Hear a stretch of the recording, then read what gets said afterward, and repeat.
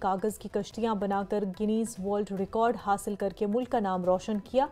اس کاغذ تہ کرنے کے فن میں ایک نیا معیار قائم کیا گیا ہے اور رتبہ ایک گولڈ سمیت 60 تمغوں کے ساتھ قومی سطح کی مارشل آرٹسٹ کھلاڑی بھی ہیں، خطاطی اور پینٹنگ میں بھی ماہر ہے۔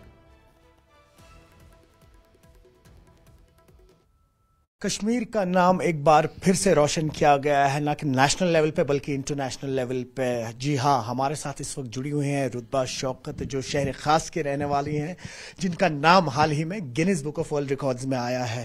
اوریگیمی ایک پیپر میکنگ آرٹ ہوتا ہے، مزید بات کرتے ہیں۔ بہت شکریہ ہم سے جڑنے کے لیے رتبہ، بہت بہت بہت مبارک آپ کو Guinness book of world records میں نام آنا، ان کی طرف سے سرٹیفکیٹ پہلے تو بہت بڑی اچیومنٹ ہے۔ بتائیں پہلے یہ اچیومنٹ جو ہے آپ نے کس میں حاصل کی ہے؟ السلام علیکم، میرا نام رتبہ شوکت ہے۔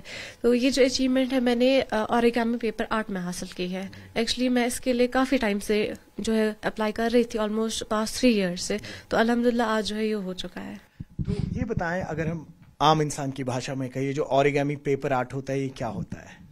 سمپلی ہم اس کو ایسے کہہ سکتے ہیں، جب ہم چھوٹے تھے، مطلب زیادہ بچپن میں، ہر ایک بچہ پیپر سے کچھ نہ کچھ بنا رہا ہوتا ہے۔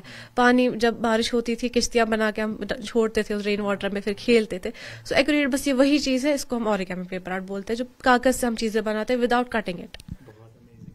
اور کئی سارے لوگ ہوں گے کمپٹیشن میں، ہم نے سنا کہ جب پہلا ریکارڈ تھا 1 گھنٹے میں انہوں نے قریباً 150 ڈیزائنز بنائے تھے، اوریگامی آرٹ بنائے تھے، اور آپ نے تو 1 گھنٹے میں 250 سے اوپر مطلب ریکارڈ ہی بنا دیا۔